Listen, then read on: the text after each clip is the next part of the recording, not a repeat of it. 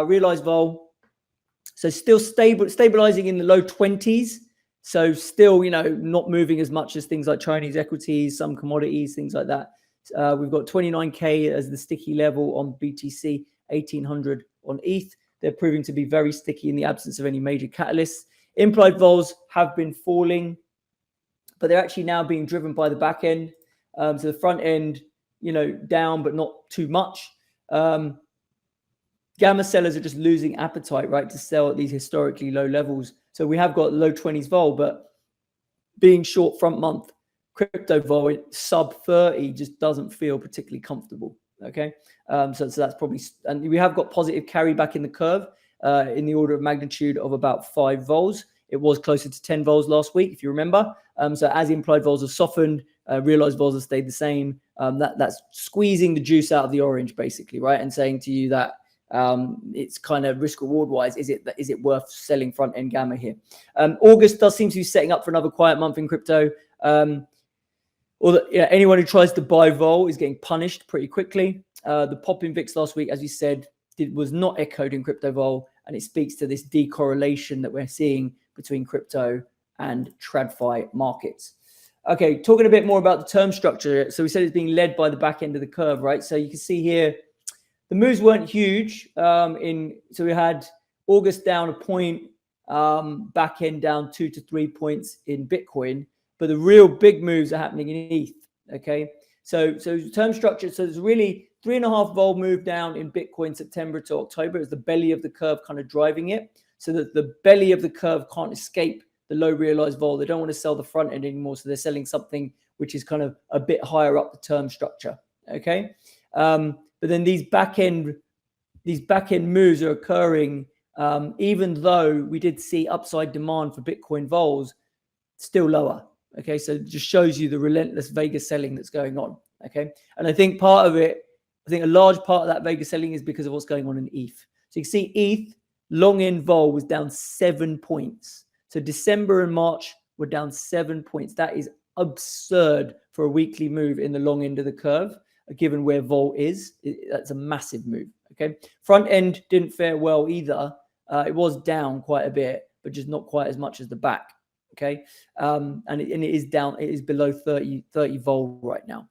Long-term vol is at all-time lows, and there seems to be literally no liquidity on the bid side anymore. This, to me, feels like a massive overshoot because just no one's got the appetite to buy it because they've just lost money for months and months trying to buy it at what looked like cheap levels, and it just doesn't stop going. Okay, so it feels like an overshoot. In my experience, this is what happens, right? In long dated vol, when there's just one way supply, and when vol starts to look good value, you get people step in and say, "Oh, that's good value. I'll buy some." These guys who are selling it systematically, they don't think about the value of it, so I'll buy some, and then the flow just keeps coming, and it just keeps coming, and the market doesn't move. And then it gets to the point where people are getting stopped out on long dated Vega because they're just like, we just don't know where the floor is on this stuff. There's no liquidity to get out, and you're getting these ridiculous 7 vol moves. So I think this is starting to get near the lows because of the fact that it's accelerating now. So it feels like an overshoot.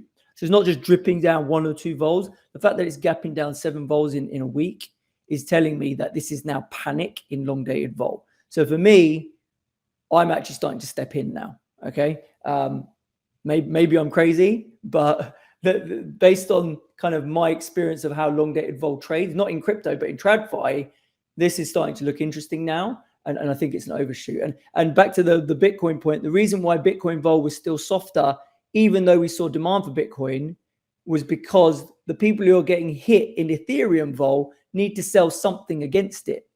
They can't just sit there long a load of long dated Vega and have no hedge against it. So the only thing they can sell against it is Bitcoin long end. And I think that's what's putting pressure on the Bitcoin long end, basically, right? As people are being forced to use Bitcoin to hedge their Ethereum longs.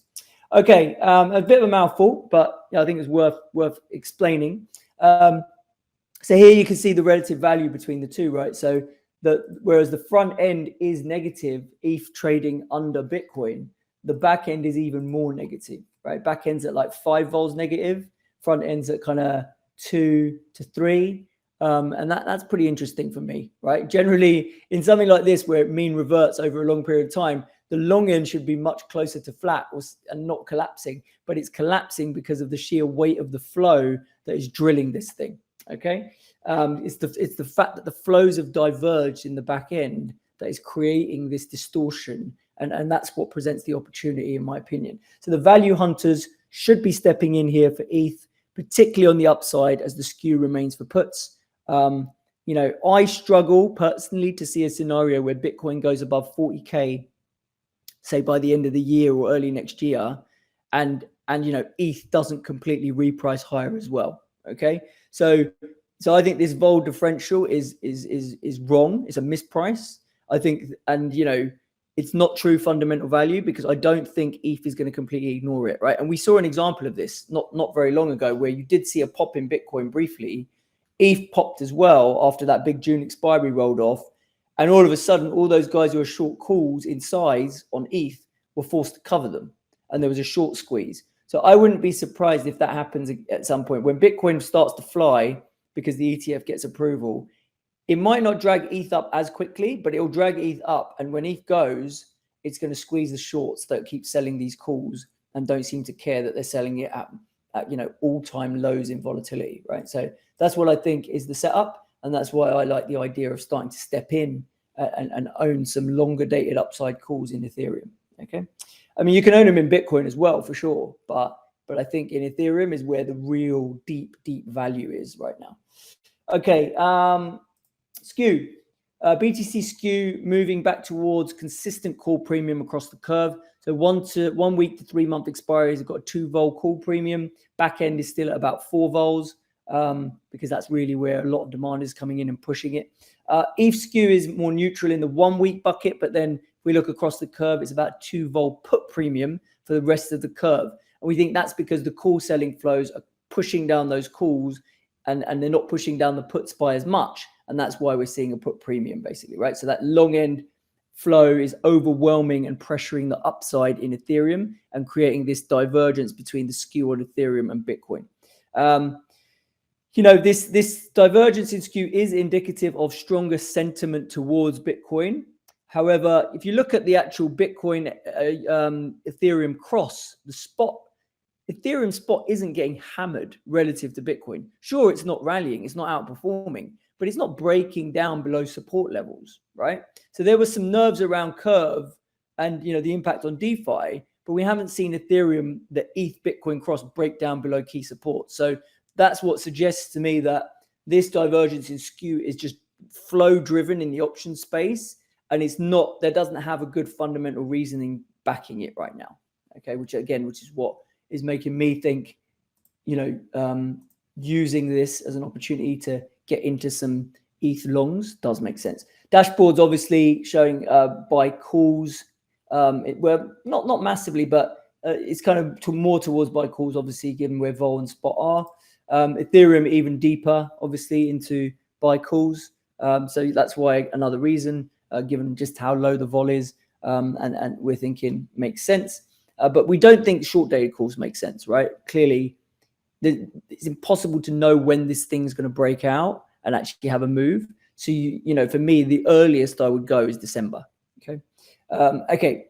Looking at the flows, option volumes ticking up a bit in Bitcoin last week. Long dated calls, call buying was still in full flow. So what calls are people buying? For those, if you want to see what the smart money's doing and you want to copy them, we've got October 36 and 38 calls getting bought, December 36 calls, and June 24 60 calls. Those are the main pockets of outright call buying.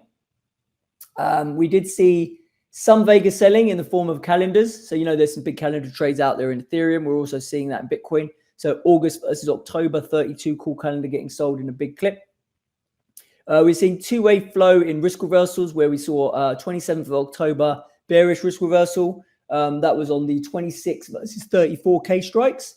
And then the December bullish risk reversal, other way around, selling the 28 puts to buy the 35 calls in December expiry. Right? And generally, I don't think that's a bad trade either, right? If you want to play the bullish narrative for year end, it's not a bad trade to use bullish risk reversals, provided you can take delivery of the Bitcoin if it goes lower.